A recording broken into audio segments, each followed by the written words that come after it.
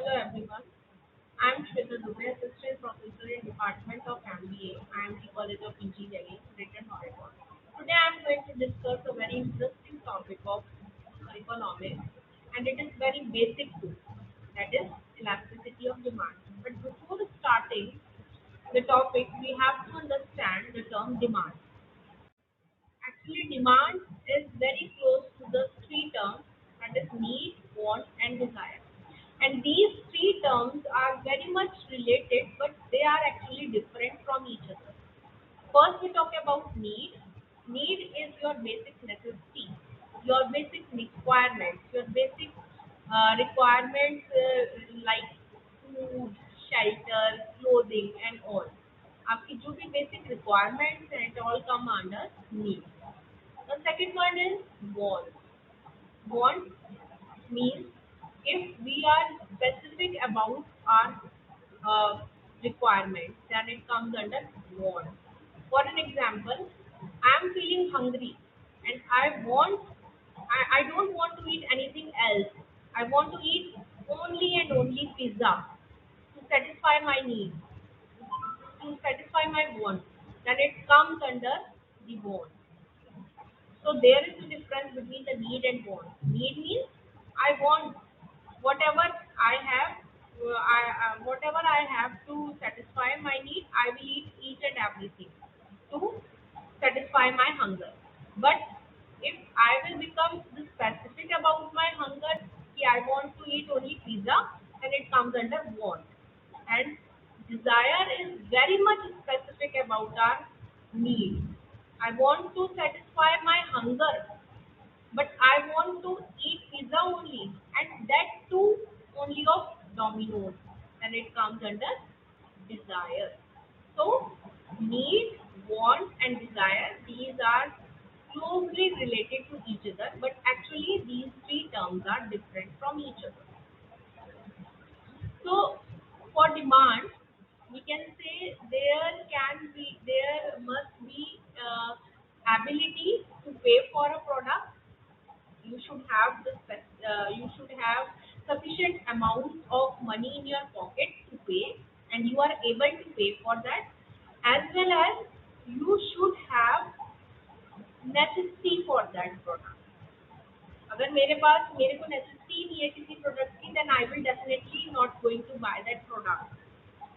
As well as if there is a need of the product, but I don't have such amount of money to buy that product, it is not affordable for me, then it will not come under my demand. Only the things which um, I will be able to pay, and there is a need for that particular product, it will come under the demand. And for demand, there should be the price attached with it, place, and period. These three terms are also included in demand. For an example, the price of a product at a particular place. For an example, in India, for a particular product A, the price will be different from the same product in America.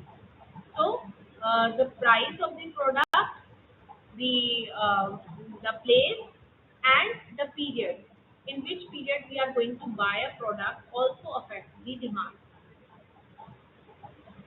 Now, next is Now, the types of demand. There are various types of demand like autonomous, derived, firm, industry. But here we are going to discuss only few types of demand. First, we will take autonomous demand. Autonomous demand is a type of demand which arises due to its own.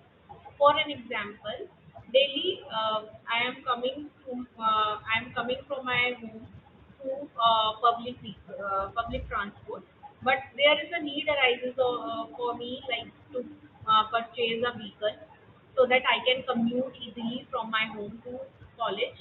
So I will purchase a vehicle for myself. Then it will come under the autonomous demand.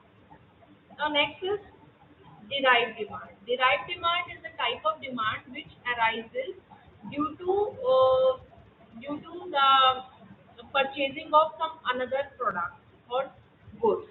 For an example, if I will purchase a vehicle or I will purchase a car, then the demand of petrol or the demand of tires will come under the derived demand. So we can say that derived demand is arises due to the purchase of some another product or good. Now next is firm demand and industry demand. Before understanding the firm demand and industry demand, we have to understand what actually firm is and what is industry. So firm is the single business unit which are producing some goods or products, and industry is the group of firms which are doing the business in the same area. For an example, firm is like Samsung is a firm, LG is a firm, but industry is when all the like TV manufacturing firms, the group of TV manufacturing firms like LG, Samsung, Onida, they will come together, then it will make a industry. So firm demand is basically the demand or requirement of the single business unit for manufacturing their products, then it is known as firm demand. For an example, LG is a TV manufacturing firm, or we can say any kind of electronic manufacturing firm. It will require any kind of raw material for manufacturing their products. Then it will come under the firm demand. Now next one is industrial demand. When the group of the firms, they require a particular kind of product for the for producing the same kind of goods or the same kind of product, then it will come under the industrial demand. Now new demand is the demand which arises very first time. For an example, I was not means purchasing a particular kind of product earlier, but now I am going to purchase a particular product for the very first time. Then it will come under the new demand. Now replacement demand is the demand which arises, or we can say which is replacement demand is a demand which arises due to the replacement of the existing demand. Whatever I was using earlier, I will replace that demand, I will replace that product, and I will buy a new product for me, then it will come under the replacement demand. Now there are various type of determinants of demand. Determinants of demand means the factors which affect the demand. There are various types of factors which affect the demand. First is income of the consumer. Income of the consumer means the consumers are earning the money from different sources, and if the income of the consumers increases, then how it affects the demand of a particular product. So we can say there can be a positive as well as negative effect on the demand. If the income of the consumer increases, then the demand of the normal goods or the demand of the superior goods will increase. अगर मेरी income बढ़ेगी, then definitely I will going to buy a superior products or normal products for me. But the if the income of a consumer increases, then there will be a negative impact on the demand of inferior goods. Means if the income of the consumer increases, then it will going to buy it will he or she will going to stop the purchasing of inferior goods. Now next is price of a commodity. Price of a commodity, we can say price of a commodity has a negative impact on the demand. As the price of any commodity increases, then obviously the demand will decreases. So we can say there is an inverse relationship between the price of a commodity and the demand. Now next is price of related goods. So before understanding the price of related goods, we have to understand two types of goods. That is superior goods and sorry, we have to understand two types of product like complementary goods and substitute goods. Substitute goods are the goods which we can use in place of another good, and complementary goods are the goods which are associated with the goods which we have purchased. So price of the related good, we can say first we will consider about the substitute good.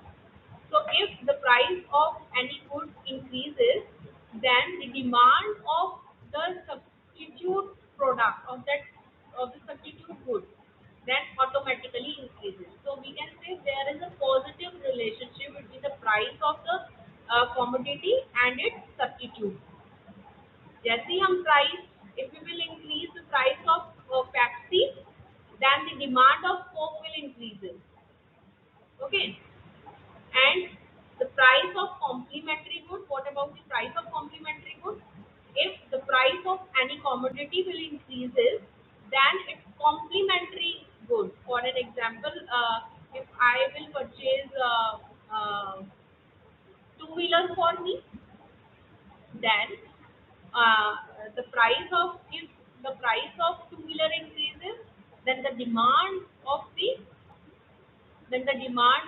complementary means tires, means petrol, obviously increases. So the if we can say there is a positive effect on the demand of substitute goods and negative impact on the demand of complementary. Now we talk about the growth of economy. As the economy grows, the more and more people will earn money and their purchasing power will increase. So obviously the demand of the product will increase. Next is population growth. As the population grows, there large number of people will be in society, and if there are large number of people in our society, then obviously they have to satisfy their demands. They have to satisfy their needs, for which the demand of the product will increase. Now next is advertising. As much as the company will advertise about their product, the people will come to know about the product, and obviously they will purchase more and more products. And if they will purchase more and more products, the demand of the product will increase. Now we come on the topic that is elasticity of demand. So elasticity of demand is the responsiveness of the quantity demanded of a good to the change in price, income, and price of related goods. Means it's like a rubber band. As much as we stretch, as much as we stretch, we will see a change, or we will see the effect on the demand. Then it is known as elasticity of demand. And the responsiveness of change in demand can be seen by changing any of its determinant. किसी भी determinant को change करने से, किसी भी factor को change करने से डिमांड में क्या चेंजेस होते हैं, उसके रिस्पॉन्सिवनेस को चेक करना, that is known as elasticity of demand. We can calculate it by the percentage change in quantity demanded to the percentage change in any of the determinant of demand. There are many types of elasticity of demand, but here we are going to discuss only three main types of elasticity of demand, that is price elasticity, income elasticity, and cross elasticity. So first is price elasticity of demand. So price elasticity of the demand is the percentage change in demand to the percentage change in the price of a demanded product, or we can say the whatever responses we are getting in demand after changing the price of any particular product, then it is known as elasticity of then it is known as elasticity of price. So there are various types of degrees of elasticity of price elasticity. First is perfectly elastic demand.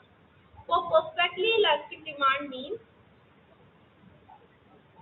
if we are changing the price of one of product, the demand changes automatically.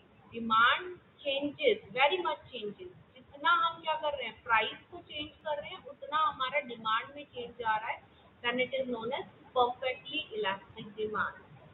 And in this case, the elasticity is equals to infinite and the demand curve is parallel to the x-axis. Demand curve is parallel to the x-axis. The next is perfectly inelastic demand. Perfectly inelastic demand means the demand, if we are changing the price of any product, then its demand will not change. उसकी demand change होगी ही नहीं. And this type of case we will get in case of necessity goods like petrol, like salt, like sugar. Whatever we are using on our daily purpose, our necessity things, it will come under the perfectly inelastic demand.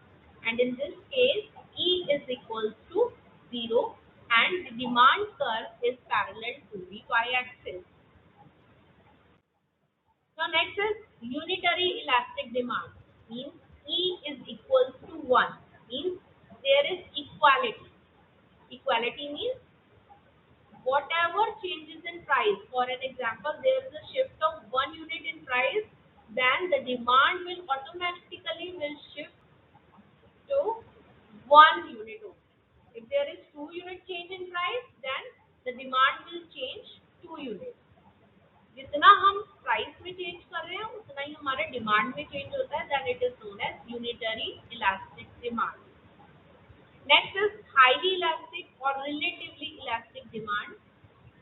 In this case, E is greater than 1.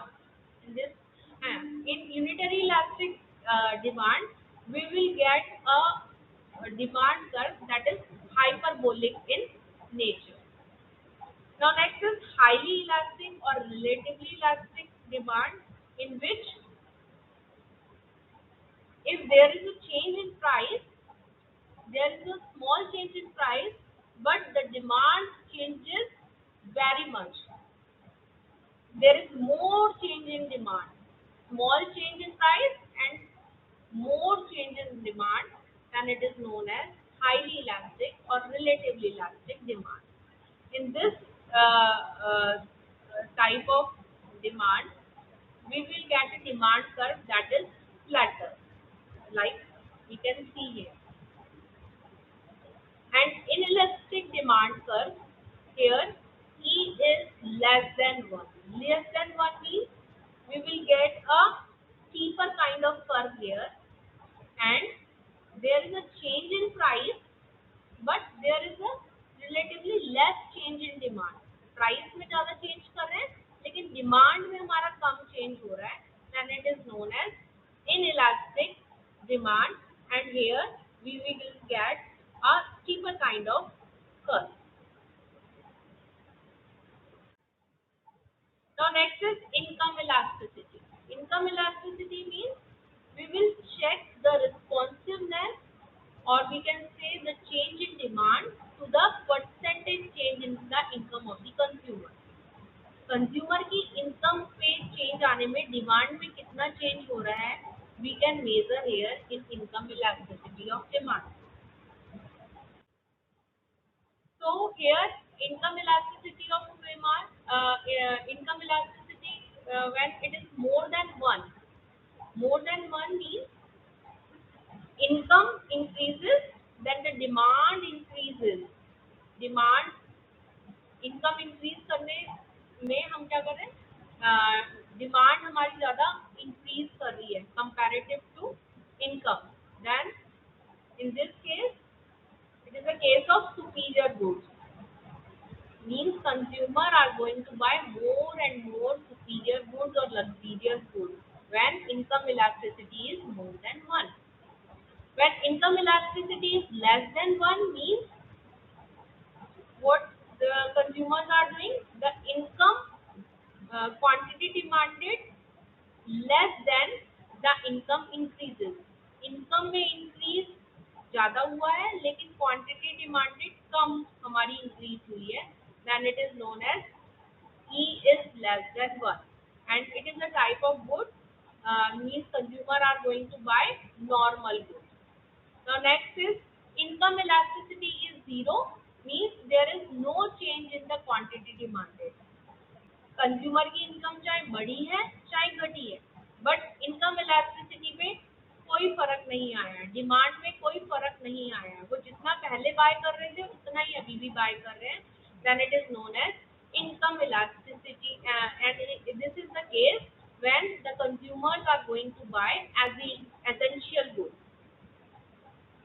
Now next is income elasticity is negative, means consumer, there is an increase in income but quantity demanded is very much less, पहले से भी वो कम खरीद रहे हैं, तो income elasticity is negative and in this case E is less than 0, means this type of elasticity is basically associated with inferior goods.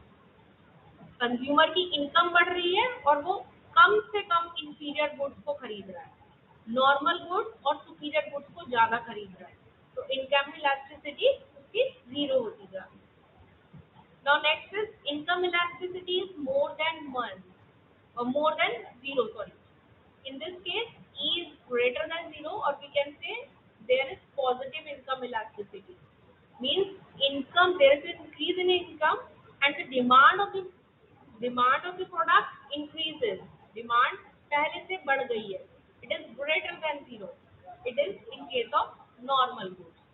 Now next is income elasticity is equals to 1, means जितनी income में increase हुआ है, there is increase in income, equal increase in income and equal increase, equal change और we can say equal increase in the demand of the particular good, and it is in case of semi luxury goods, means consumers are going to buy semi luxury goods.